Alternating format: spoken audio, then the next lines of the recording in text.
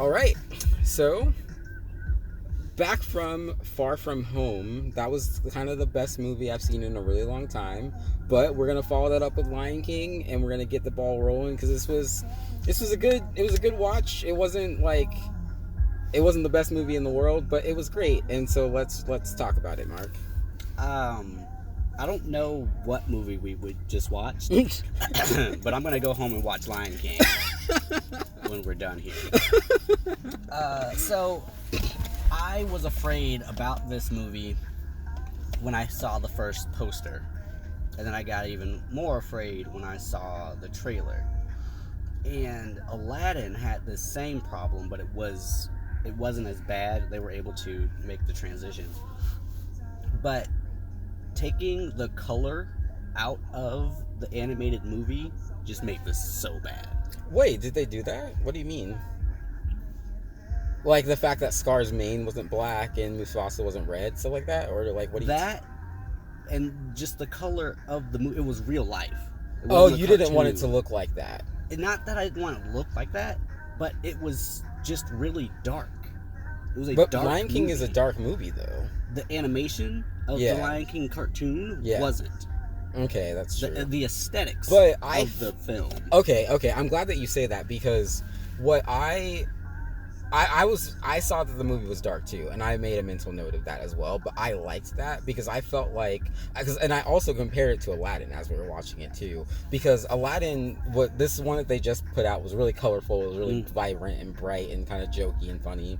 This had jokes in it, of course, but like the tone of Aladdin was true to what it was like in the cartoon. Like the remake that they just did was pretty true to the original as far as the tone goes, and even the coloring.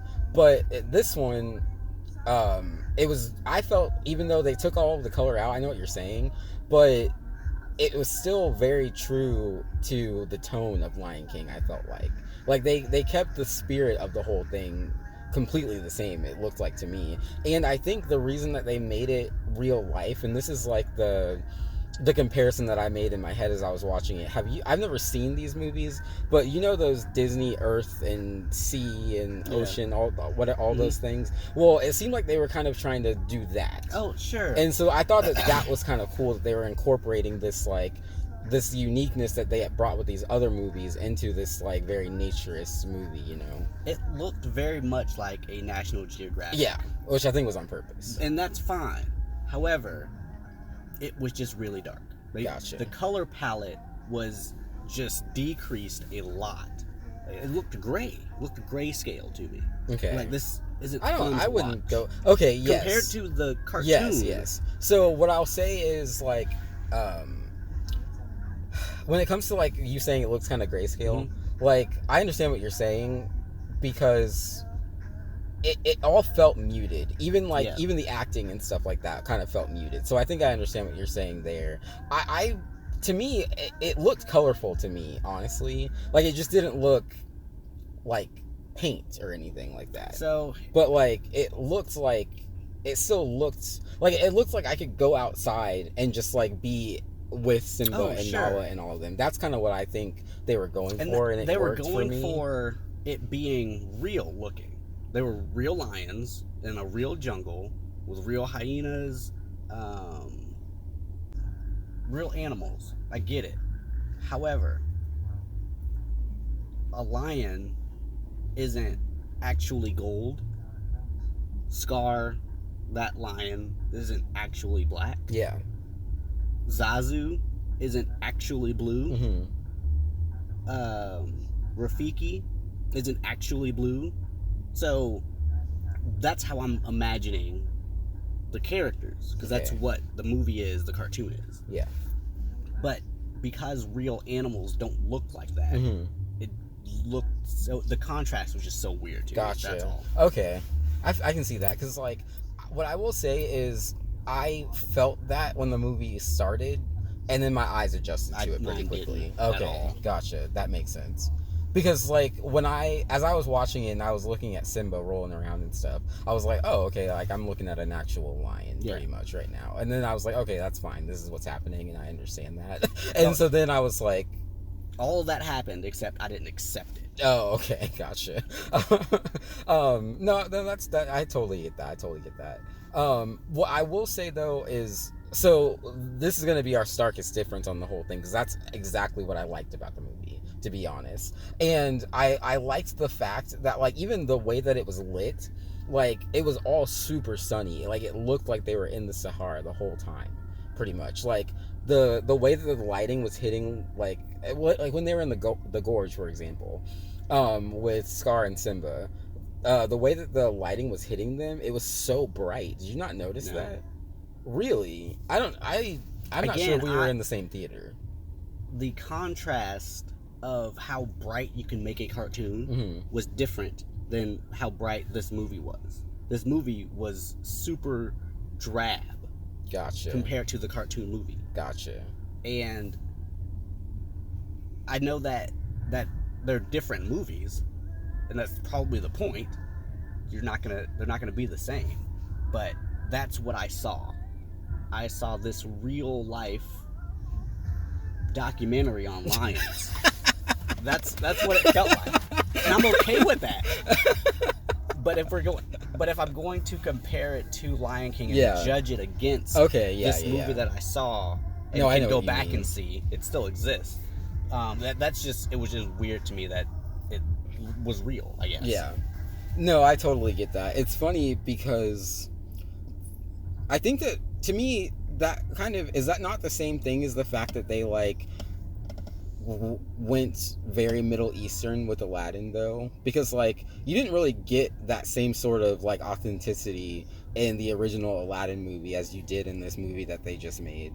So, like, to me, it seems like kind of the same parallel of, like, they added a level of realism to both of those movies that made it look drastically different. However, you mentioned in Aladdin the tone being light, being jokey. Yeah.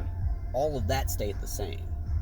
There were other things about Aladdin and the differences that made it bad. So, as far as the tone, I think it was on par. It's just the cast was terrible. Gotcha. And the storyline was awful. They made a lot of weird creative choices with So did Lion King, and I guess we're gonna get there. Yeah. But, so, okay, here I want to talk about a problem that I had the whole movie until the end, and then there was, like, I think it was the battle scene with Scar and Simba, where I was like, I just now understood everything that has been happening that I've been hating, and now it's fine. So now let me explain what I'm talking about. So, I don't know if you noticed this, but did it feel like some of the scenes were rushed? Or, like, some of the moments that they were trying to get to, like, for example, Rafiki finding out that Simba was alive and Mufasa's death. Like, some of those things, they felt like a little bit of lead up happened to them. They happened, and then it was like that was it, and something else happened. Do you know what I'm talking about? So, do you know what I'm saying and what I figured out at the end? No. Okay, let me keep going then. So that kept happening over and over again. Did you notice it, like, throughout the whole movie? And it bothered me. I was so frustrated. I was like, why does this keep happening? They're just, like, hitting all of the points, and it's annoying. And so then at the very end, I was like, this movie is supposed to look like Hamlet. They were trying to make it look like a play. So, like, each of the times that it cut like that, the scene was closing. And I was like, oh, that's actually really cool. No, I don't accept that. But do you think that might be what they were trying to do? Because that's what it looked like to me when you actually, like, stopped to think about what was happening. I don't know. That was I don't accept it. Gotcha. But no, I guess my point is, do you think that maybe I'm on the right lines with that? Okay. And just like with, what movie were we talking about? It may have been Aladdin, where there are all these iconic scenes that you have to make into the movie. Yeah. But Aladdin didn't do it in the same way this movie did, to me anyways. Again, the tone was different, and the color palette was different. So we missed the Circle of Life, so we couldn't compare those two. Yeah. But I might buy another ticket just to watch that part and just- leave. Like, or don't buy a ticket. Like, what are you gonna do? Right. Just walk in. It's like, hey, so I came to see Lion King the other day, but I was a little late. I was wondering if I could just watch the first 3 minutes. Come and watch with me. Right? Can we just go do this? Yeah. And then I promise I'll leave after that. You have to share these tickets anyway. If so. anything, I'll give you 20 cents for the 3 minutes of movie that I'm watching. Give it to Hollywood and all those actors. Just go. Can you take this to Hollywood for me, please? And just put it on one of the stars. Just any one of them. Just set it down. Find Mufasa's star. That's your goal. Go do that. Also, I have all the things to say about Mufasa whenever we want to get to that. Yeah. So, Mufasa's death. Rafiki, his whole character was a truncated version of the animated film. Mm-hmm. It was. His presence wasn't very. Right. Yeah, I didn't even notice him really. He in the movie, in the original movie, Rafiki would pop up and stuff, and it would be kind of funny and cute. But in this, I was like, oh wait, yeah, Rafiki is a thing in this movie. Right. I keep forgetting that. That cane he unburies at the end. Why did he do that? My old college javelin. Right. But when he is taking Simba, and this is in the cartoon, when he's taking Simba to find Mufasa, he is teasing him with this cane. And he's hitting him over the head with it. And it's funny. But that didn't happen in this movie. Yeah, that is really funny. And there were coconuts on the cane. That's what it rattled. Mm-hmm. That's what also made it funny. Yeah. It was weird because what they did was they were like, let's make this cool moment for the people who watched the original movie, but it's it wasn't a sequel. Yeah. So him pulling it out to remind us, because there was something to remind us of, because we hadn't seen it yet. It reminded us that we hadn't seen it. What are you doing? This is Rafiki. So I agree with you on that. Rafiki in general was a little disappointing. The scene where, and this is in the cartoon, where he walks to the cliff. This is right after they are. Timon, Pumbaa, and Simba are lying on the ground talking about the stars, and Simba gives his explanation of what was taught to him, and Timon and Pumbaa, they chastise him for it, and he walks away, and he walks to the edge of the cliff, and he drops down, and in the cartoon, there's a lot of stuff that floats off of the cliff. Yeah. In this movie, it was a piece of his mane. The smallest piece of his mane. And I'm like, wait a minute, is that what just happened? We just got robbed of the most iconic scene in this movie. I think I think why I was okay with that and why that didn't bother me, because to be completely honest, I'm glad you reminded me of what actually happened in the first movie, in the original movie, because I was like, where did this thing with his mane come from? Exactly. I was like, is this in the other movie? I was really confused for a second, but then I figured it out. You're proving my point. But no, so the thing that I liked about what they did with the mane was that they showed the giraffe eat it, which called back to the circle of life thing. I appreciated that. Yeah, I didn't have a problem with that at all. And you know what's funny? How you were explaining all these things were happening, and you didn't know why they were happening until the end. Yeah, so that just happened for you. That happened for me with that scene when I saw the ant carrying it up the tree. Oh, really? Oh, that's what they're doing. This is really stupid. So mad. Okay, it makes sense now. Okay, but really, and throughout that whole time, I was like, "Where's the Lion King?" So did you catch the ant thing though? The callback to that? Well, first of all, there is a scene with the ants at the very beginning. Oh no. So there's two things with ants. So, the first thing that I was gonna say is in Lion King 1.5, which I don't know if you watched that. No. That one's all about Timon and Pumbaa. It's not really about the lions at all. Mm-hmm. But there are scenes where the meerkats are all digging tunnels, and they show the way that they all kind of move in unison, because that's they're almost hive-minded. Mm-hmm. Not really, but they showed the meerkats as though they were a hive-minded thing. But in Lion King 2, that same trail of ants or whatever, Simba is singing to his daughter about The Circle of Life, except he just is like, hey, this is my version. Gotcha. And he's singing to his daughter about it, and like these ants are carrying these leaves around like that. And so when I saw that, I was like, I don't remember this in the first movie, but I do remember this being in Lion King of some kind. But it didn't dawn on me that it was the second one until just now. But I guess I thought it was cute, and I kind of thought it was nice because, like, kind of like what you were talking about with Flash Thompson and Spider-Man, I think they put some little things in this movie that made it clear, like, we're not gonna do the second one. Like, it's fine, guys. I like it. Like, I like it a lot. We've just scratched the surface on the story. We haven't started talking, and that's why I didn't know if my phone was gonna last the whole time. Okay, I need to say this, and it's probably gonna make a lot of people mad, but I am tired of Beyonce. No, hold on. Yes. Oh, okay. Before I say that, I'm sorry. There is one thing that I thought was kind of ironic, and that was, did you notice Beyonce saying to the Queen, "Yeah, you are our Queen"? Yes. Did you catch that? I did. I appreciated that. I did. I don't know if they did that on purpose, but I appreciate really hope they weren't trying to like put Beyonce in her place or something. Because like, I don't think that that's what was happening. But it's funny because like when I saw that Beyonce was going to be in this movie, and like I still feel the same way. But like I felt like it's not that Beyonce is old, but like I felt like casting her alongside Donald Glover was weird. Her voice is too mature to be compared with his as a coupling. Not that, like, I mean, obviously people do that, but I guess my point is like Simba and Nala are supposed to be the same age, and I didn't get that feeling from the adult versions of them in this movie. Two things. One, that's the second thing about Beyonce that I wanted to mention. Yeah. She was just showing off in this movie. Like, her singing along with Donald Glover. It's not even fair. Like, really? Why'd they even do that to him? That's awful. Now, earlier when we were talking about how the movie looked, the aesthetics, whether it was a cartoon or whether it was real, and there was a moment in the movie where you just accepted it.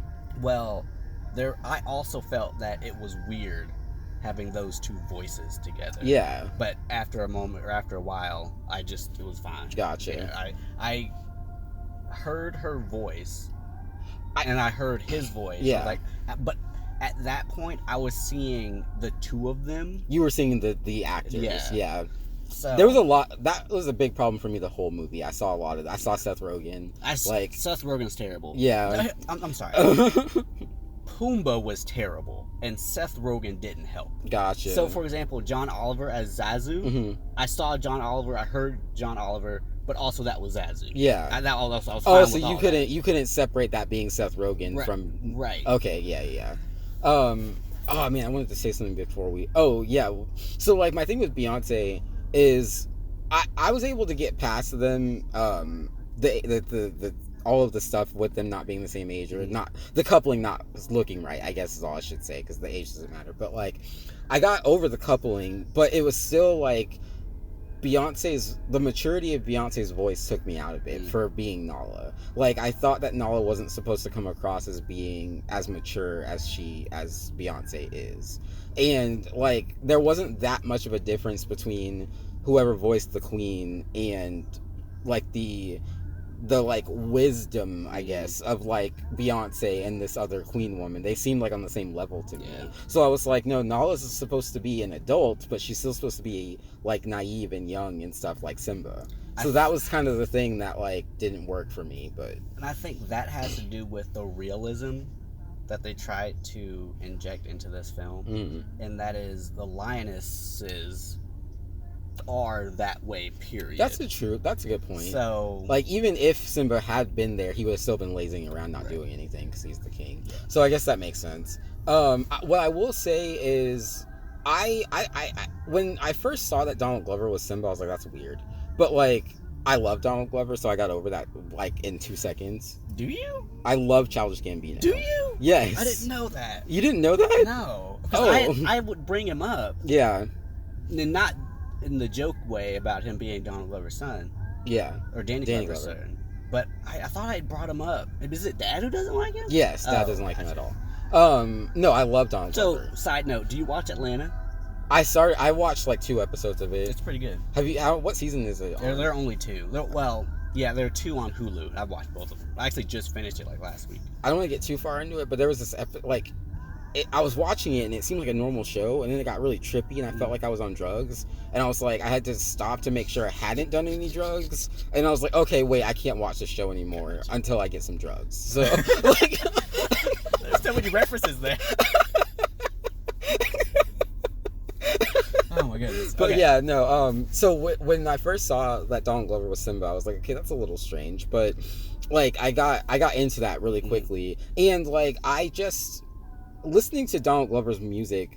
A lot of his music is very like Simba-esque. He's a Simba kind of person, really. And so when I that really made a lot of sense to me, and I really liked it. And even when I saw him there, because he's a pretty good range as far as like the types of characters he can play. And so him being this like naive, innocent person who needs to grow or whatever fits just as much as him rapping about girls like in college dorms having sex or whatever. Like I can very easily see him in doing a bunch of different things. And so when I saw him as this like person who needed to like kind of come into his own, and like who was just lounging around in the jungle, and I was like, okay, yeah, Donald Glover would be doing that. And so I really appreciated that, and I really liked the way that he delivered Simba. Like I'm not really sure what I don't know who I would have ever thought else could be Simba, but like for them clearly wanting to have a black cast, and I don't know who else would have done it, honestly, besides Donald Glover. So I liked their casting. It's funny you say that, because throughout the whole movie, before we get to that point, I'm thinking to myself, Donald Glover's Simba, right? Is that him? Oh, you thought he was the boy voice? Simba too? Is that what's happening? I mean, I guess I'll buy it. Maybe it's a different person. It's probably a different person. If it is a different person, then when's he gonna be Simba? Well, you should have known when he was gonna become Donald Glover. I was so confused, is what I'm saying. But you know what Hakuna Matata is like. What? Like, you know when the voice actor changes, like in the original movie, the voice actor changed. What does that have to do with this movie? I mean, I guess you would just assume I didn't. That they would do the same structure. I didn't assume it. I was like, where is he? And I knew exactly when he was going to show up. I didn't. But then when he did, I figured, yeah, that's probably when he should have showed up. Yeah. You're so dumb. Speaking of, we talked about shortened iconic scenes. The scene of them walking across the log and growing was super short. Okay, yeah. I was watching that and I was like, was that supposed to happen that fast? But then I was like, okay, I mean, there was no big moon. It wasn't even dark. Yeah, it was like the day. It was middle of the daytime. Yeah. Well, but then what I will say is I love the joke that they made about that. They're like, you just gained like 400 pounds in like the last 5 minutes. I thought that was cool. That was super funny. I also like really quick. Sorry. Well, never mind. I wanted to say though that like I didn't know who Jon Favreau was until I saw Spider-Man. So I know, does that make me a bad person? Yeah. Okay. Because he directed Iron Man. I didn't know that. He was in Iron Man. I didn't know. No. Well, I guess I didn't know who he was until I saw the MCU, is what I should have said. Oh, me either. But I didn't know he was a movie director. I just knew him from being one of the characters. Gotcha. Yeah. So that's all I meant. But so it was really cool to like watch a movie being directed by someone that I had just that had just been brought into my awareness, basically.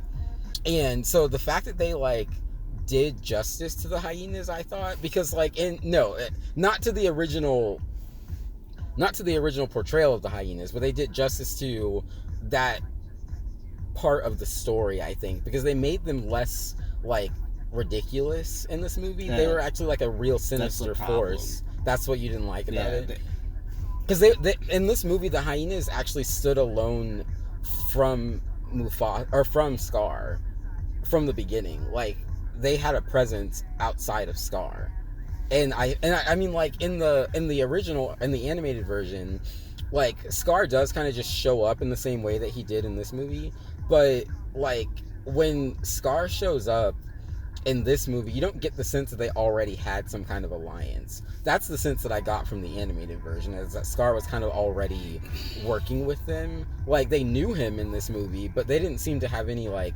existing plots or anything From yet. what I remember, there were more scenes of them together in the animated I think movie. there were, yeah. And I think that's what you're talking about. Yeah. That's missing in this movie, so you don't see that connection. Gotcha. Well, no, that's fine, but I like the fact that they, like, presented them as a sinister force on their own. Oh, I don't know. Like, I like the fact that, like, I was kind of like I felt like the hyenas in this movie could have done some damage without Scar being present at all, and I didn't get that impression from them in the animated film at all. I think I did. To me, in the animated film, they were a joke, and they were supposed to be a joke, but that's all they were in that film to me. In this movie, they actually were kind of, like, frightened. To me, the three of them were a joke. Yeah. But the pack itself wasn't. Okay. Gotcha. But I think in this movie, like, that woman that you hate. Yeah, I do. Because I thought it was a man. I didn't know that was. You didn't know that was Whoopi Goldberg? No, obviously, I wouldn't have said that. That is so funny. But no, I thought that her, like, what they did for her character, because even still, like, Whoopi Goldberg, the way that she delivered that character in the animated film was fine. No, I loved it. No, yeah, I didn't know it was a woman. That is so funny. It was good, but, like, to me, she was still kind of, like, a little jokey because she's Whoopi Goldberg. But, like, in this movie, there was nothing funny about that character at all. She was just trying to kill stuff. Yes, and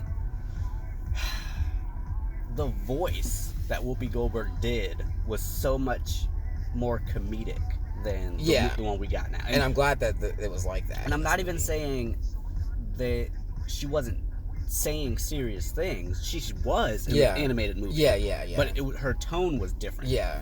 So, I mean, like, the thing about the hyenas in the animated film is you know how you were saying one of them was a little slow, or pretty slow? Mm-hmm. Well, in the animated film, they all kind of seem crazy. They just all seem like a little bit different levels of crazy. But in this one, like, they weren't crazy. They were just psycho. I mean, they were just kind of, like, intense. Because they had to change that part of the character, they had to change the dynamic of all three of them. Oh, okay. But did you not feel like they were a little jokey, though, in this movie? No, they were, but it just wasn't funny to me. Oh, it didn't come across the right way. Okay. I didn't feel any chemistry between those two actors. Not the woman, but the other two. Yeah, I didn't either. It was weird. They were trying to banter, but it wasn't funny, and I don't think they knew each other, like the actors. I don't think they knew each other, and I don't know what kind of conversation they were having. It was weird. No, I know what you mean. Before I really want to talk about Mufasa and Scar, both of them. Yep. That's where I was headed. That's where you were going? Okay, so I'll start with Mufasa because there's more to talk about with Scar. Mm-hmm. Mufasa was my least favorite part of this movie. And I say that they had the same actor, right? It was James Earl Jones both times. Yeah. It might just be because it's been like 20 or 30 years, but like the way that he delivered in this movie was so different than the original. Like I said, he's way older now, but like there were scenes where Simba was in the gorge, and Scar's like, Simba's about to die, bro, and Mufasa's just like, Simba, let me make haste. and I was just like, what are you doing? This is your son. Like in the original one, he freaked out. He was like, my son's about to die. So like I said, I've said this 3 times already, but like he's old. That's fine. But like it wasn't the same thing as like I don't know. It's just the way that cameo just like didn't work for me at all.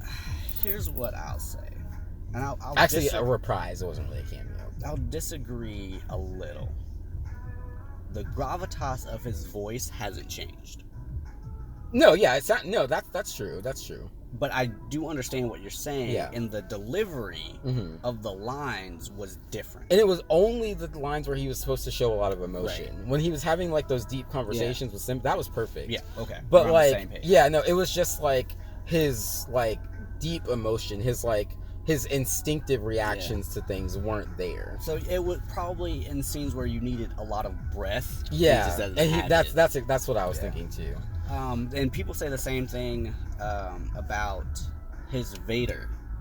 Oh, really? From Force Awakens? No, the other one that was terrible that everybody liked. That wasn't a Star Rogue Nation, but Rogue One. Rogue Nation. Nation. That's Mission Impossible. That is hilarious. So yeah, I completely understand what you mean by that. One thing, again, scenes that were cut out or too short. Like again with Rafiki taking him to Simba, when he's up in the clouds. Yeah. He runs out into an opening. Yeah. And looks up. That was really beautiful in the other movie. Yeah. And it was a shape of the whole lion. Yeah, you saw a little almost face in this when the one. lightning flashed. Which I think that once again goes to what you didn't like about the movie is the fact that they were trying to keep it more realistic. Like the girls next to me were like they were kind of annoying to be honest, but they were like oh, are they gonna do the hula skirt thing? And I was like, have you been watching any of the last hour of this movie? Do you think they're gonna animate a hula skirt into this movie right now? Like, what are you talking about? They're not gonna make this fun. Stop it. We're not children anymore. That's not even what I meant. But I guess my point was if they were gonna do something like that, they would have done it the other 80 times it was supposed to happen. Right. But I know what you're talking about. It was just really hilarious that she was still holding on to hope all the way that far to the end of the movie. But and then as we were leaving, there were these people outside of the theater who were when I saw Simba, the baby Simba, they were like, who is he supposed to be king of? And I was like, that's the point. Yeah. He's a scrawny little cat. He's just a cat at the beginning. That's why I just thought that was really hilarious. But people don't know how to watch movies. No, they don't. That what happened? Is that you right there? That's me, and that other car is the one that tricked me. But it's parked the other way. Yeah, but I mean, I don't remember which direction I parked. Oh, you're just gonna scoot up there. That's smart. Yeah, I can talk about it. It's not illegal. Just frowned upon. Say that all the time. So funny. I like saying that though about things that are actually illegal. Oh no, so the lightning and the cloud, it was underplayed. That was a huge moment for Simba. That was one scene in 45 seconds in the live action movie. Yeah, they could have done something more with that. But that's the thing. I didn't feel like I got to know any of these characters. I know it's not really your thing. I understand that. Yeah. We didn't spend any time with any of them. And Simba was almost not even the focus of the movie, it felt like. I don't know what the focus was. It Scar? It seemed I think it was Scar. That's honestly so weird. Yeah, the character that we spent the most time with, it felt like, was Scar. Yeah. He was got weird. the most motivation. Yeah. He got the most emotion. It was anger mostly, but and fear. But yeah, and I think for me, the reason that I probably am leaning towards Scar is how I felt about the movie being drab in the first place. Yeah. Okay, so you feel like they kind of set the tone according to him. Yeah. Mostly. Yeah. Okay, I can kind of see that. I can see that. Yeah. So with Scar, that was gonna be my second thing.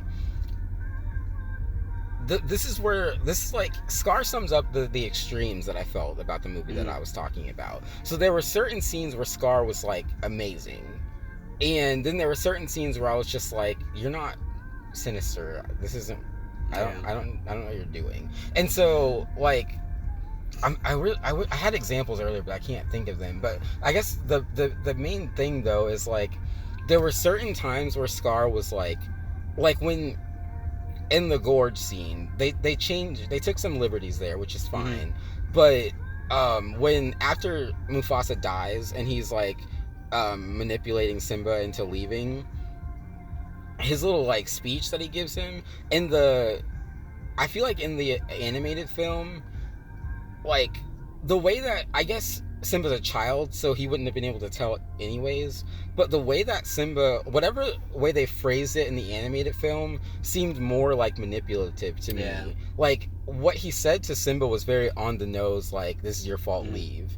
And in the other one, it was more of oh, I love you, you're my nephew, like, what are we gonna do Mhm. about this? But like in this movie it was like, yeah, you screwed up, bro, you need to go. Like, which, like, I think that even still a little kid would believe that and probably leave anyways. But like I didn't like the fact that they had him just drop his loving uncle act immediately, and because like that, to me, like when Simba leaves in the original film, it's on the note of like, oh, my uncle's trying to protect me, he's trying to get me out of here because he knows that they're gonna hate me or whatever. And in this movie it was like his uncle was threatening him and forcing him to leave, And I don't know how, which is a small gripe, but I don't know how children watching that yeah. will be able to perceive it, but it could have been exactly the same way in the cartoon. But Yeah. when we were children seeing it, we didn't understand what. No, I think I conniving meant. watched the movie recently. recently, Yeah. gotcha. No, I think it was just worded. No, I understand what you're saying. Because like, I don't remember it being different. gotcha. Because I wanted it to be different. I wanted to be mad at that scene for some reason. But as I was watching it, it's like I can't tell what's different. about it. Gotcha. Maybe I'll have to rewatch it, but I felt like it felt like he said Right, the yeah, conversation felt different. It did. Yeah. It felt different, but I couldn't pinpoint what it was. Yeah.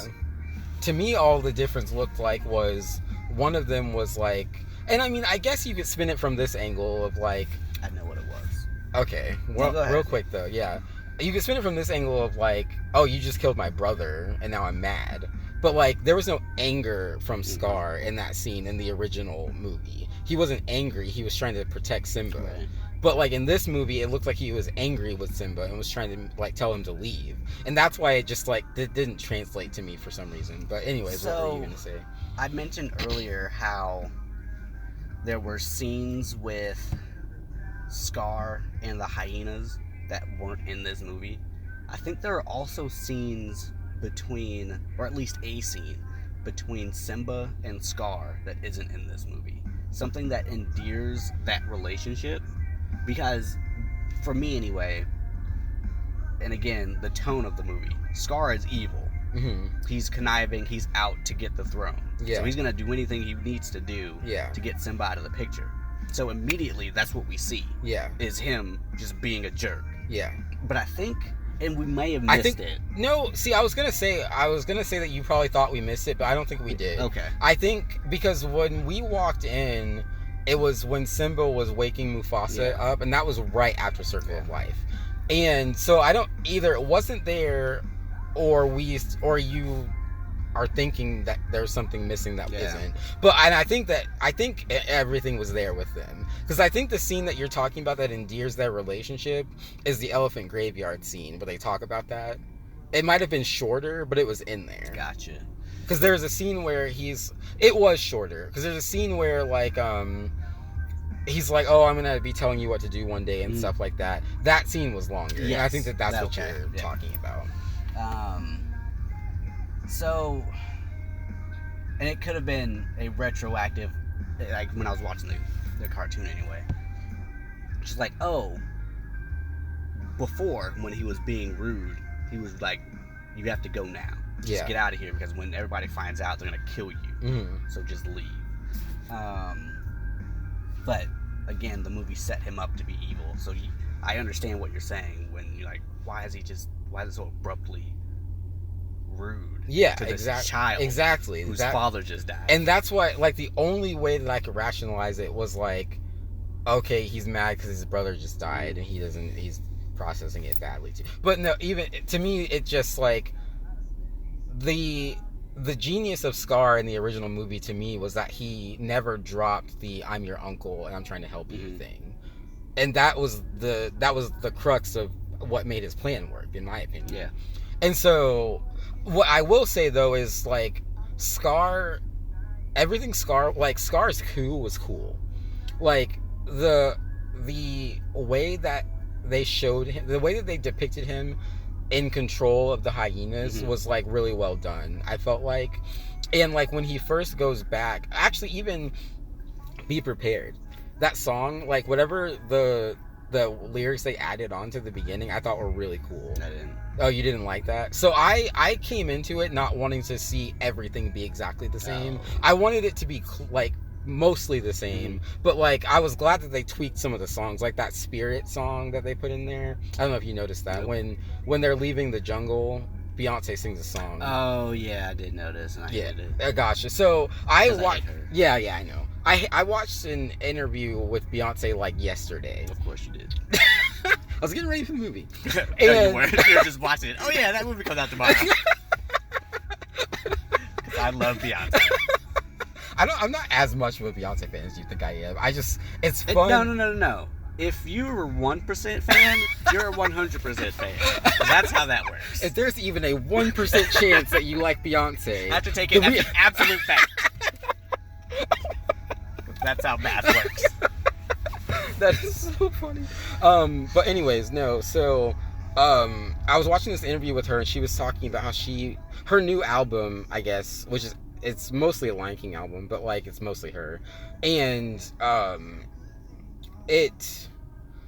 her new album has like she wanted to incorporate a lot of like sounds from Africa into it, and like she wanted it to be like very like genuine and very like legit. Mm-hmm. And so I was like, oh, okay, that's cool. And I listened to it. So that's why I liked that song, because it was really tribal or whatever. Black Panther did that. Black Panther did it better, but it's fine. It's Disney. It's all the same thing. And it's another Disney King movie, which we only have 2 of them. So we gotta take what we can get. There's only 2 kings in Disney, I'm pretty sure. And one of them we just got. Oh, fair enough. And there's only 1 queen. Oh, they're all princesses. Yeah, Elsa's the only queen. Was it you who Yeah, I said told you that. But yeah, so I just like I thought that it was cool that like this movie like this goes once again to the difference that we had in the opinion on that. But like I liked the fact that they tried to make this look like Africa. And so I felt like I was watching people in Africa, whereas in the animated version it was like, okay, yeah, I'm watching a movie about lions and stuff, but like I didn't really like that nature documentary feeling was kind of cool to me. It landed for me. So here's the and thing. like adding the like African culture into that made it cooler in my opinion.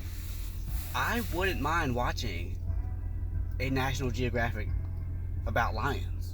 You just don't want it to be lions. I just don't want to be lions. I completely agree that it looked cool. No. It's funny because like I don't want to watch a National Geographic about lions. That's so funny. How is that? I don't want to do that. I'm going to watch a bunch of lions not talk to each other. Oh my goodness. That is too funny. But no, seriously though, like I felt like there were scenes where like because they couldn't do much with the lip movements and stuff, which is fine because like it went along with what they were trying to do. But like there were certain scenes where I was like, they could straight up just not be talking, and this really would just be a documentary. Like if you took the voices out, we'd just be watching these lions play around with each other and stuff. So like, they need to do that. So we'll just take all of the voices out. Take the audio out of it. Leave some of the music and stuff, but just like take the voices out. And have Morgan Freeman just tell us what they're doing. That is so funny. Call it Disney tomorrow. That is so great. Oh my gosh. They have to do that. That is I'm so tweeting good. that when I get home. Because like I literally was thinking that for like a good portion of the movie. I was like, some of this like they could just like not be talking right now, and I wouldn't be able to tell. Everybody. But yeah, so I had so many more things to say about this movie. Where was I gonna go? Oh, we need to talk about the songs. Oh yeah, definitely. Let's go. We missed Circle of Life, so I can't really talk about that one. I'm so sad. That's the best song. Is it though? Is it not? No. What's your favorite one? My favorite song is "Can You Feel the Love Tonight." Oh, really? Yeah. Okay. And also, that was the song that was gonna make or break the songs for this. Oh, really? Yeah. Did it make it? It did. Oh, okay. I didn't want it to. I wanted it to be as bad as the movie was, but it wasn't. Before we get into songs, I want to say another thing about the movie that was cool is you just reminded me of it, because while the In the Jungle song was playing, I was like, this is going on for a long time. This didn't last for this long. And it was in the animated film, they don't actually sing that song like Simba or Timon and Pumbaa are just kind of like casually singing it, but it's not an actual number in the movie. Mm-hmm. And so I was like, why are they elongating this? And then Nala pops out, and I was not expecting it. And so the fact that they were able to catch me off guard with that is something I thought was really cool, because I was like, why is this going on? Oh my gosh. Yeah. And so that was really cool, because like for most of the movie I was like, okay, this needs to happen now, this needs to happen now. So the fact that they were able to like actually throw me off, I thought was really awesome. To go along with that, there are several well done jump scares in this movie. That's the only one that I caught, but I'm sure there were more. I just don't remember. But at the same time, we're watching a National Geographic documentary about lions. So yeah, something's gonna pop out of nowhere. It was terrifying, but I liked it. Can you think of any of the other ones besides that one? When Simba jumps on Zazu, and this is at the beginning. Yeah. This happens in the cartoons as well, but they flash it up in this one, and like Zazu thinks he's gonna die. Oh, okay. When Simba jumps on him. Okay. There's the Scar when the hyenas. Yeah. When Zazu, there's another one where there were like 3 jump scares in that one scene. Yeah. But Scar was terrifying anyway. Yeah. I think every time he got on screen, it was a jump scare.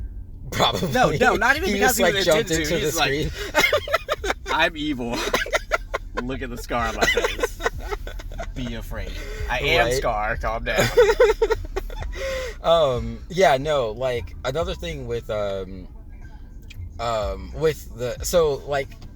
liked the fact that they gave us a couple more scenes with the Pride Lands and shambles and stuff. I think that they added some.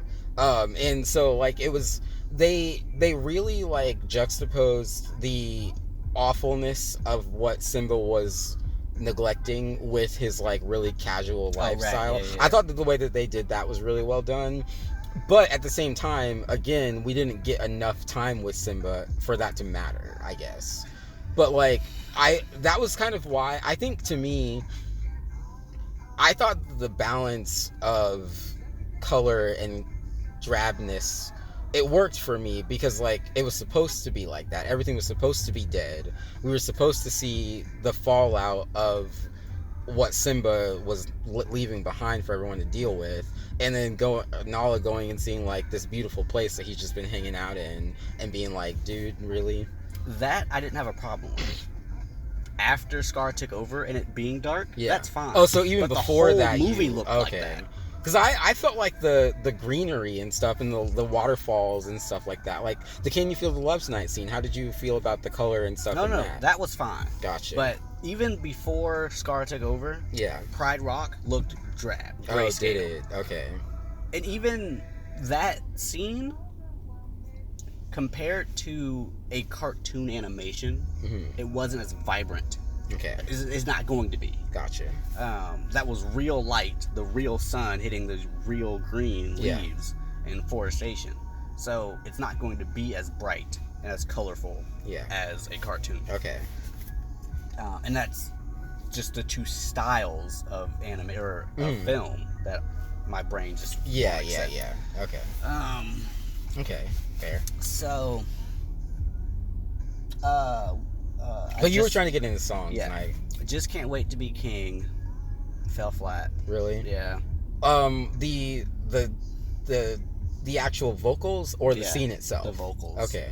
Because I'll talk about the vocals in a second. I love that scene though, because like we were talking about with a lot of the stuff that they had to take out, like they weren't gonna stack the animals on top of each other and stuff, you know. So like the way that they made that work was cool with the butterflies and stuff like that. So I'm gonna be honest with you, I didn't even notice that. Gotcha. So because I liked the way the scene was set up too.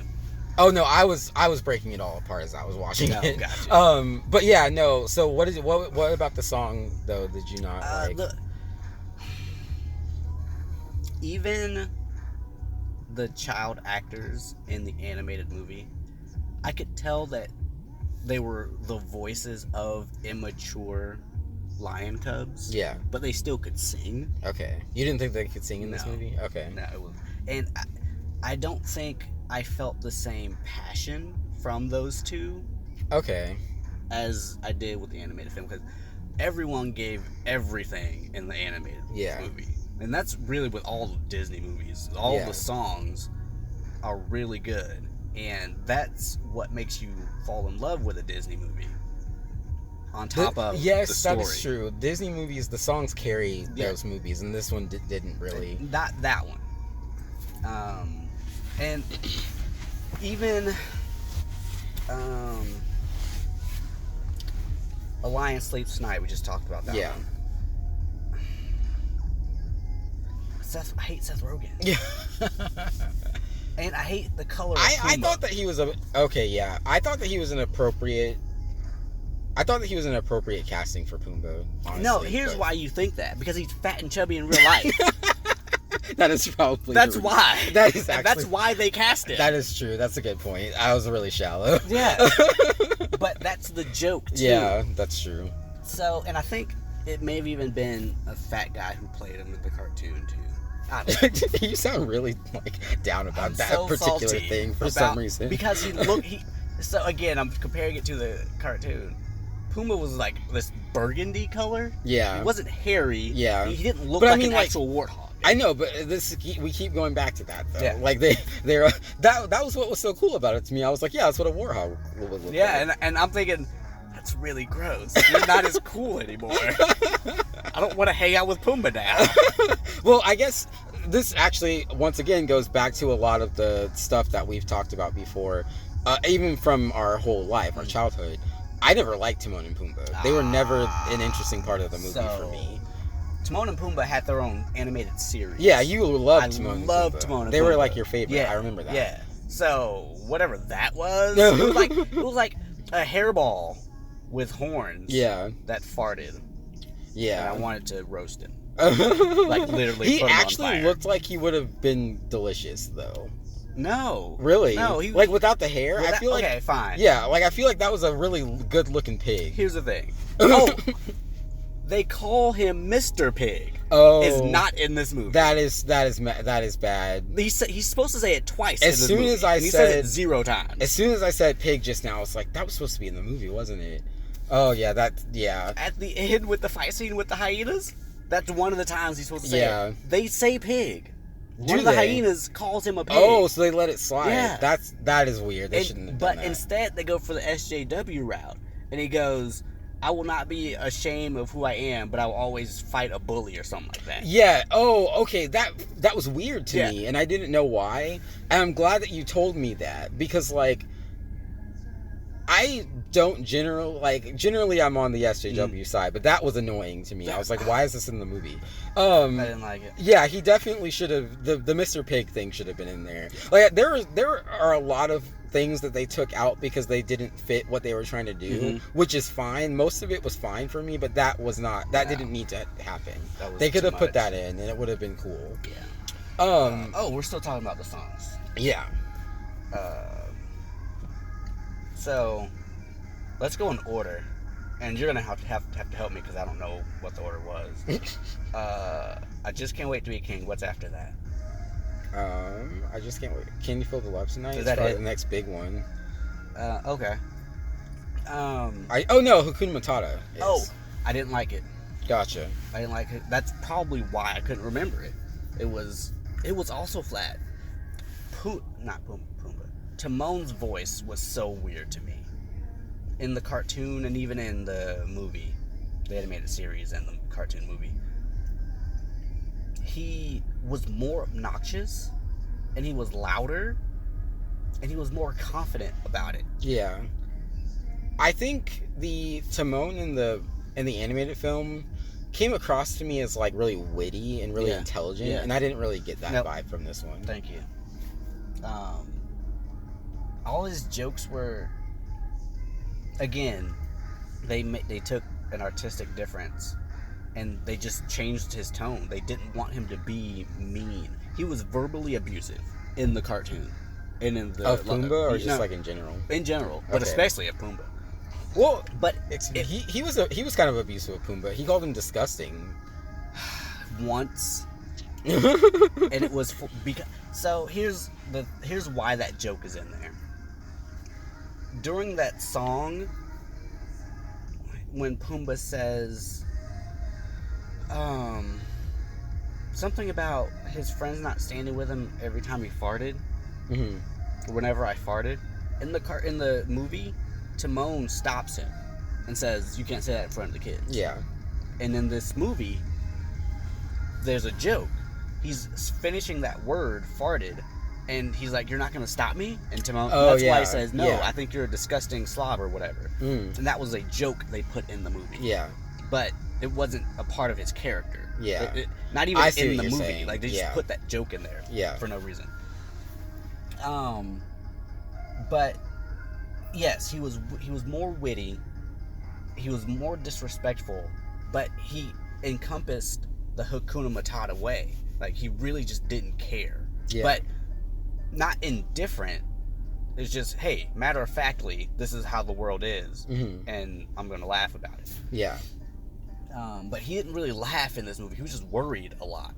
He was worried about everything, without having the cynicism that came with it. Yeah, I can see that.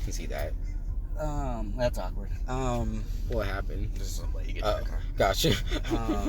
See, I think the main difference was that I never knew a whole lot about the two of them because I didn't pay that much attention to them. So I didn't have anything to compare it to, really. But, like, I will say, though, like, I liked this Pumbaa way better than the Timon. Like, the Pumbaa, I don't have any particular feelings toward either Pumbaa. But, like, I much preferred the other Timon. Yeah. I will say that for sure. I agree with that. So Hakuna Matata, that song. Seth Rogen can't sing. Pumbaa could in the movie or in the cartoon. And cartoon Pumbaa's voice was more nasally and was more oinky. Does that make sense? He sounded like he was snorting as he was talking. Okay. In the cartoon. Yeah. I think I know what you're talking about. So I just heard Seth Rogen talking and being a fat, chubby guy. Like, okay, that's funny. I'm not going to deny you that. Yeah. But you don't sound like Pumbaa. You don't sound like a warthog who's also talking. Yeah. Does that make sense? Yeah. And I think the same thing with Timon. He doesn't sound... I don't know what a meerkat sounds like, but in the cartoon, it sounded like there was a meerkat talking. Yeah. And not some guy voicing a meerkat. To be completely honest, with the way they were trying to shoot it, I didn't really get the impression any of them were talking. Like, no one in this movie looked like they were talking. No, not looked like. Well, no, but I mean, like, they didn't... No, I didn't, like, even when... Like, the lions were there, I was like, this isn't a lion talking, it's just Donald Glover. Oh, I heard the lions. You heard the lions? Because I heard the roar. Oh, yeah, every now and then they would roar and stuff. And they like, didn't they would do purr any of that. Also. Yeah, they didn't do any of that with Timon and Pumbaa. Yeah. Okay, you're right. So, it was that whole thing was super weird. Hakuna Matata. I didn't buy it. I didn't buy the message as they were singing it. Then they were explaining it to him and what it meant. It just didn't come through the same. Like, yeah. I don't care what you're saying. Yeah. I don't believe that you actually live this way. Yeah. I didn't see it. The bug eating scene. The very first one? Yeah. They cut that way down. Yeah.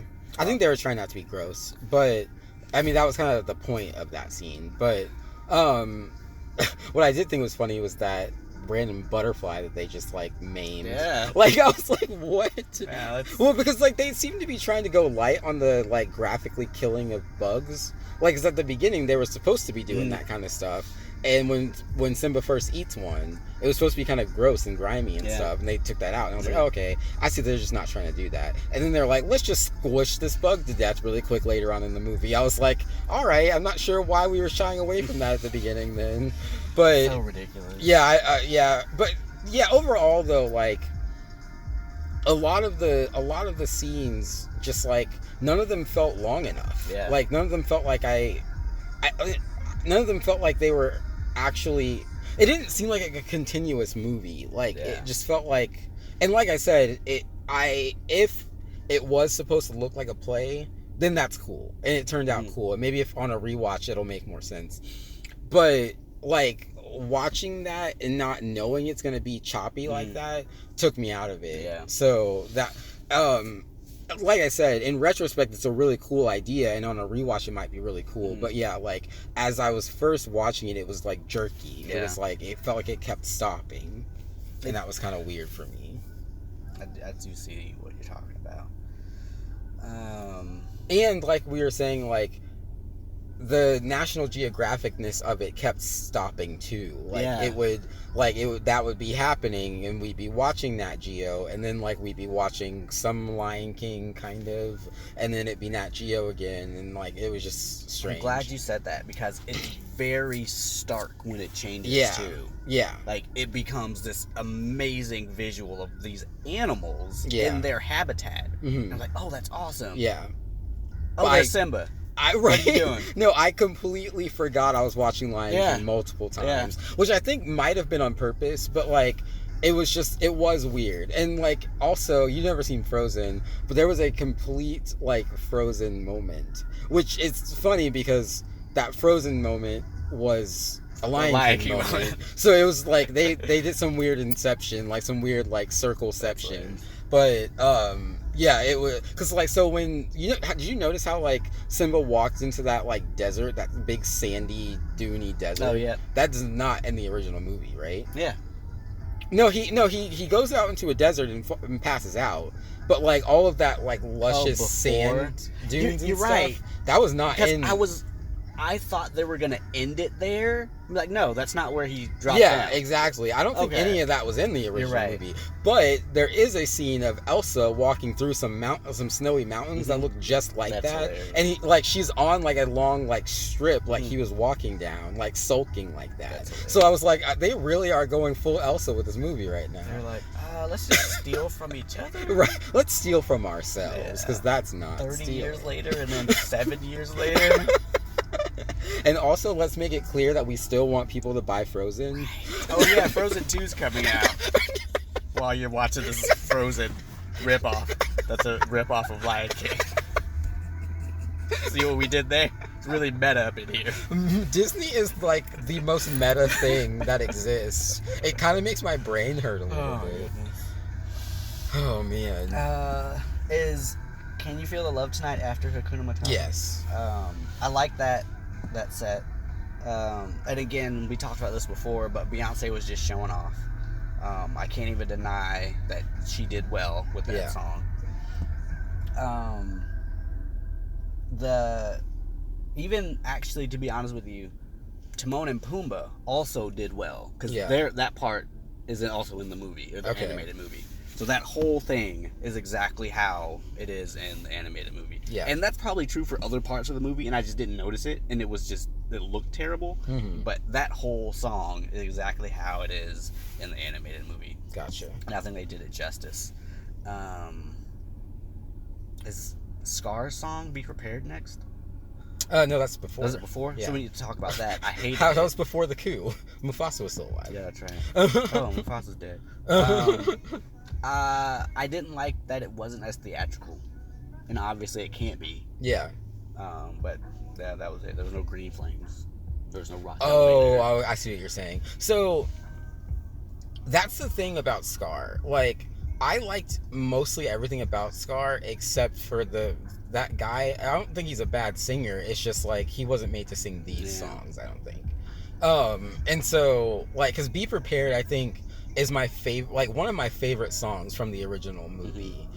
And I'm a villain person. Yeah, and so it's one of my favorite songs from that. And so it was weird in this. Like, I wasn't, because like with you were talking about how Scar had most of the emotion, but it was mostly anger. Mm-hmm. Well, in the original one, Scar was like really angry, and like you said, you couldn't have been as theatrical. But like at the same time, I felt like Scar was having fun in the original one, and I didn't think he was just mad in this one. And I so, completely agree. yeah. And so that was the main thing about Scar that I didn't like from this movie. Is like, especially in Be Prepared, because like in the original one, he was stoked. Mhm. He was like, yes, I'm about to do this thing that I've been Right. trying to do my whole life, kill my brother. Mhm. And so He was like super that, excited. right? And so, but he didn't really. I mean, like in this, he seemed like. In this movie, he seemed like a underappreciated secretary or something who was mad. Or like, you know what I'm saying? I'll also, I guess, tie this in with what you were saying about his relationship with the hyenas. To me, that song was more of an intimidation tactic for the hyenas. That was just a show of, hey, I'm just gonna do this big romp and stomp, and look at me, I'm your king now. Yeah. And like, that's not really what this song's about, though. Yeah. Why are you trying to? Because that is what that was. Because you could see even the leader of the three hyenas kind of cower as he begins to sing this song. How he ascends to Yeah, the top. because like in the original film, he wasn't intimidating them. No. He was like, hey, yeah, we're all buddies. We're all about to do this. We're about to do this. Yeah, Be yeah. prepared. We're about to go do this. Yeah. No, that's true. That's a good point. So yeah, I didn't. Again, it wasn't as theatrical, and I think they changed the tone of that song and the meaning of that song. What's next? Oh, I did. Oh, yeah. Let's finish songs before I say anything else. We went to Be Prepared, but we didn't talk too much about Can You Feel the Love Tonight, did we? Yeah. Did we actually talk about Yeah. that? Oh, okay. So after that, well, let's get off the songs for a second because I want to talk about the fallout between Simba and Nala. Okay. All of it was too quick, but like that was one of those moments that like highlighted that difference between the reason that I didn't like the casting of Beyonce. The way that scene played out, like I felt like, you know how like Donald Glover says, he says like, you sound like my dad, and she's like, well, at least one of us does, or whatever. Like I didn't like that dynamic between them because like in the original film, like she's just his old friend who is just like she's disappointed that he's not being who he's supposed to be or whatever, but she's not really patronizing him in the other movie. She says that in the other movie. Does she? Yeah. She says that exact line? Yeah. Oh, That's okay. in that movie. Gosh, I didn't realize that. So but still, though, like, I guess that even shows more to why it was weird that Beyonce was that dynamic between them, because I think the delivery of that in the other movie probably didn't seem as jarring to me, because it was like just a friend saying that to her friend, like, hey, you need to like grow up or whatever, or you need to like, you know, come back and all this stuff. But like in this movie, it felt like an older person saying that to him, and that's why I didn't like it. I'm gonna go the other way and try to explain, because I think I understand what you're saying. Yeah. But I am saying it the other way. To me, Donald Glover sounded too young, but he doesn't have to. He sounded like he's teenage Simba and not adult Simba, who's just immature. Does that make sense? Yeah, he sounded like an actual teenager and not someone living in their parents' basement or something. Right. Gotcha. So I did also hear this grown woman talking to a child. Yeah.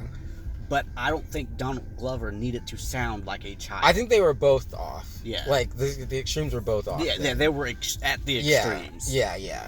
Okay. But, like, even still, though, like, I could tell that Beyonce was trying to sound less mature, but it didn't work. And when I think of Beyonce, I think of this just, like, sagely person. Like, so I just can't buy her really anymore as being some just, like, naive girl, I guess. So, and I didn't hear Donald Glover trying to sound like an adult lion or an adult. Gotcha. Okay. He still sounded like the transition from him being a child cub to that middle section of his life. He didn't become an adult. So after the cloud scene, you still didn't feel like didn't hear okay, it. gotcha.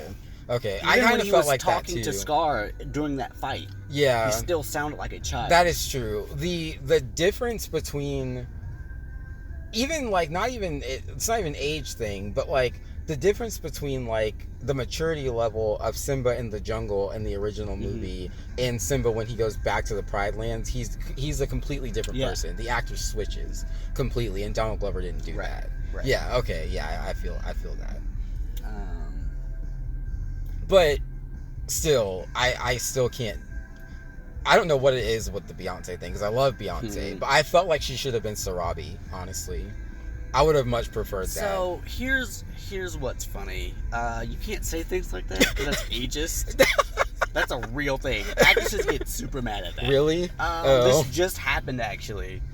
I forget who it was, but there was an actress who got offered the part of another younger character's mom. She was like, F you, I'm not doing that. I'm only 40 or whatever. I'm not old. Yeah. I'm not a mother cast type. Don't do that. But no, like, Beyonce, like, when I think of like even the older versions of Simba and Nala, like in the original film, I think of them as being like 25 or something. I don't think of them as being that old. And so I'm not saying Beyonce is old, but I'm saying that like for the ages that these people needed to be, like I never really thought of Sarabi as being like 60, you know? Like in my head I didn't think of any of the characters in this movie as being very old, I guess is my point. So like when I think of like however long Simba had been gone, I don't think it was that long. I think they're supposed to be like in their 20s or something. Here's the thing, they're not. They're like 4. Well, yeah, but like when you age that up though, like when you change that to our years or whatever, they shouldn't have been as old as Beyonce is, even though she's not that old, is what I'm saying. I'm not saying that I disagree with you. You're just saying that's what actors and stuff are talking like right now. Yeah, no, I totally understand that. And I get why they would say that. And like I wasn't trying to to the Bayhive, I wasn't trying to like insinuate that Beyonce was old. My point was like her voice, it's not even like there could be another actor who is just as old as Beyonce, but Beyonce's voice sounds like that. Again, like I don't disagree. Yeah, with you. No, this is my point that I'm making to the review. Like Beyonce has a voice that is too recognizable and too like mature sounding, and she didn't turn it off. If she had been able to take it down and change it, then that would have been fine. But she didn't do that. So that's all I'm saying. That's fair.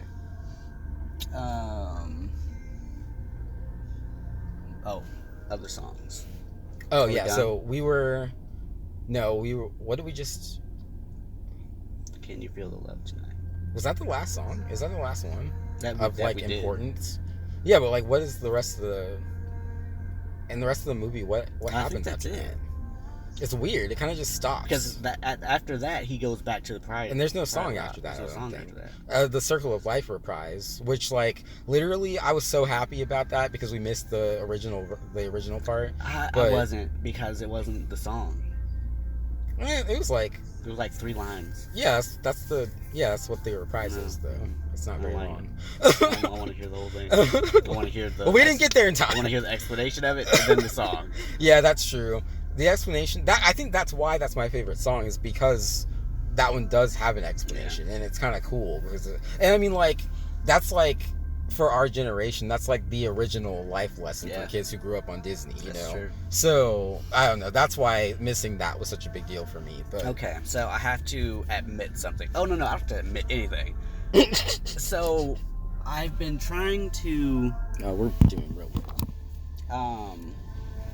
I haven't actually been trying to do this, but we talked about an example of how relationships are important if they are important to the story of a movie, and I could not come up with an example, and I was thinking to myself, oh man, I must be a terrible person. Oh, they're getting in your car. They're getting in your car. They're gonna figure it out. It's fine. It's fine. That's so funny. That is so great. Now I don't feel bad anymore. And then looking at us laughing, like, no, we're laughing because he. Right? That's no, his car. we're not. We're in the same exact boat, guys. That's so if you ever hear this review, just know.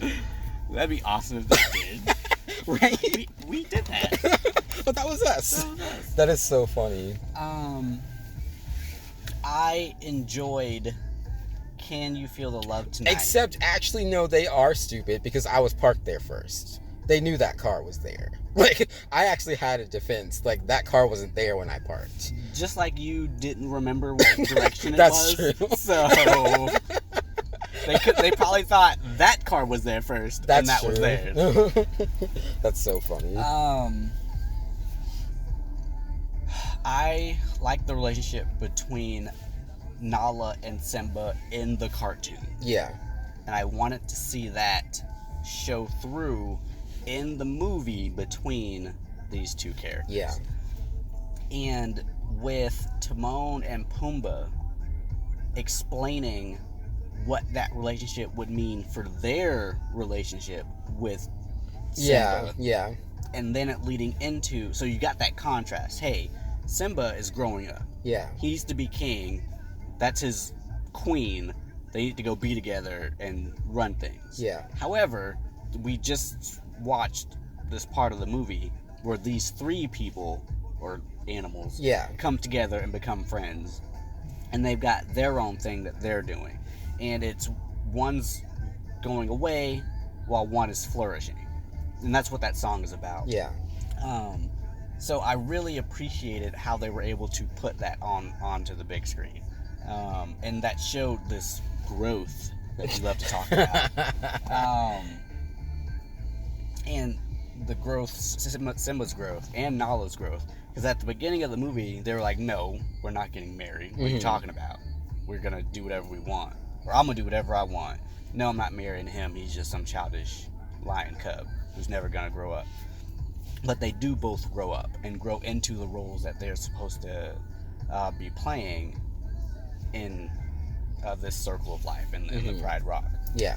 So I really thought that was done well, because for me, as you said with Circle of Life, like that's, you can visually see what it looks like to grow up and to move past some of the things some of the demons that you've got. Yeah.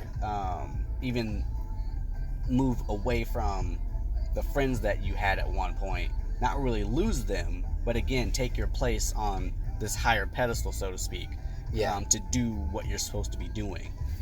Not necessarily leaving that life behind, but understanding it's not the most important thing in your life anymore. There's something bigger that you have to do. So that's the lesson I take from that scene, and I think it encompassed it. Yeah, no, that was look, you're so deep. Right. No, that was good, and that it did translate really well, I think. But that, to me, that goes back to it being too Scar centric, though, because I didn't care about Simba's journey in this. No, you're right. At all. That scene in a bubble. That was it. That was the only part where any of that happened, and that was the problem. But yeah, no, I agree. the fact that they were able to get that in there at all was good. But yeah, the main thing really though is that this story wasn't there. No. At all. None of the story was there. That there were pieces of the story that were on the screen in the middle of National Geographic. Yeah, right. But which is fine. But yeah, that was the only, and now knowing that that's what happened to the movie, I shouldn't say it like that, but now knowing that that's what this rendition of the movie is, I'm sure if I watched it again and got to see Circle of Life and had my pizza and my cookies and cream ice cream, then maybe it would be fine. It's just out of whack from the beginning. It was a failure from the jump. Right? It wasn't funny. I'll work on it. I'll get back to you. Oh. All right. This is a pretty long one already. So. No. Well, this 20? is about the same as all the regular ones. Gotcha. Really. Okay. It was longer. I had more to say about it than I thought I was going to, I guess. And also, I thought my phone was going to die. Right. So, but we did good.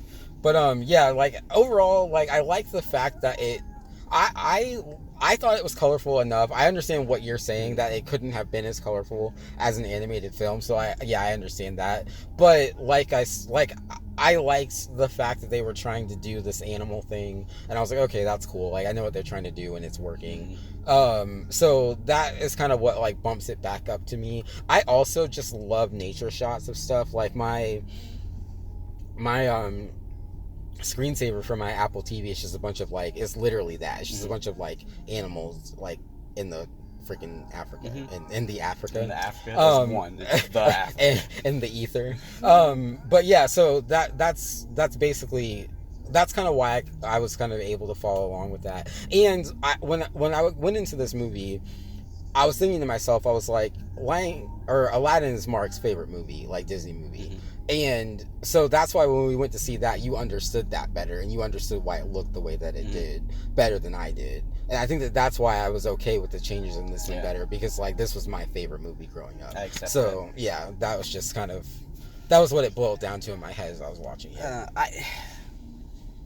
I again, and we have opposite views here. The National Geographic aspect of it and the aesthetics of that, I also love nature and what it looks like in high resolution. Those pictures of especially water and the ocean, but we already know about that. So yes, I love that too. And again, if they just took out the dialogue, I would be like, yeah, call it something else, and I'll watch this. Yeah. Call it something. I don't know. That is so funny. Called lions. I don't know. And I would enjoy that movie. Yeah. But it just looked weird as it being Lion King. But that doesn't mean that I didn't like it because of that. It was just a difference that I noticed throughout the movie. Yeah. Ratings or final thoughts? I don't think I have. We'll do final thoughts. I guess I just kind of gave my final thoughts. So yeah, my rating, I think I would say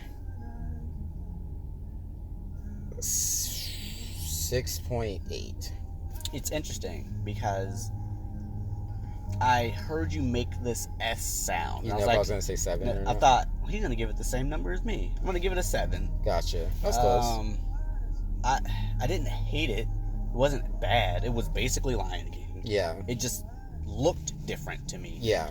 And some of the things that we went into detail about, the truncated scenes, some of the character motivations and lack thereof, the character story and motivations, the time we spent with each character, all bring the movie down. Yeah. And it was an incomplete story. It felt there were chunks of it missing. Yeah. Just to fit this runtime, because they wanted to. And the runtime is significantly longer. Yeah. Anyways. And it was because of the nature shots. Yeah. That's really what it was. There was a lot of no dialogue shots in this movie. And it was just showing off the camera work, which is okay, but you sacrifice the storytelling. Yeah. So yeah, I'll give it a 7. And I'll also give it a children's rating. Now, here's what I mean. For children, you're gonna have a separate rating. Yeah. Okay.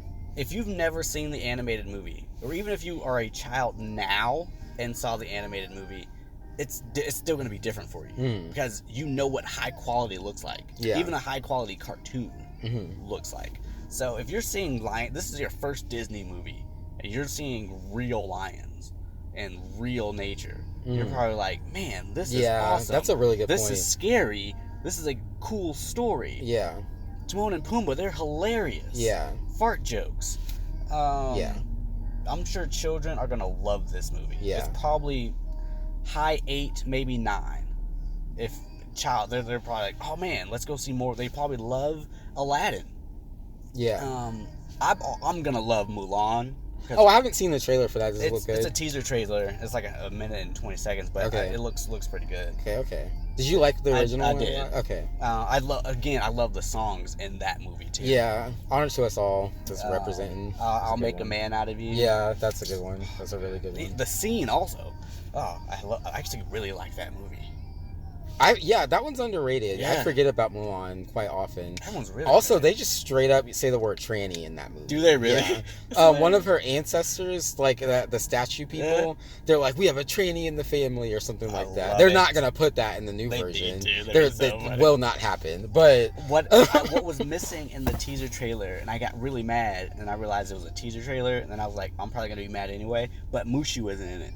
What? Right? Oh, he's just not in the trailer. He's not in the trailer. Oh, yeah. I extrapolated that to 3 hours he's not in it. Right? Like, what? Don't do that. I was like, there's no way that you can't make that movie without Mushu. Yeah. Okay, yeah. Anyway, Lion King live action, I'd give it a 9, a high 8, low 9 for children if they're gonna go see it. I think, for children, because of the nature stuff and because of what you were saying, is like they're never gonna, where else are they gonna be watching like real life? Like the CGI in this movie was awesome. Oh yeah. Like, so yes. So my original number is just purely watching it from like the perspective of a person my age who grew up on that movie. Right.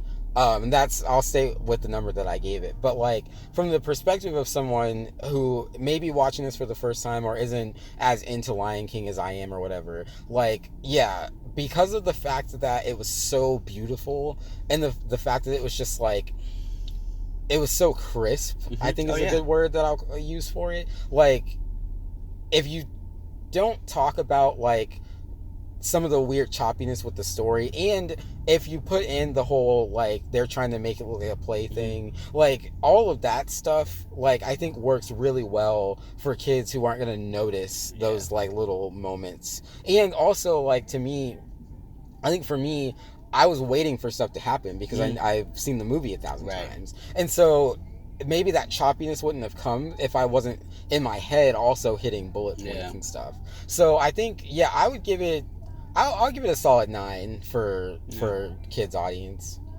All right, so 6.9 is our number for our actual number. Nostalgia number. Our nostalgia number. Yes, that is.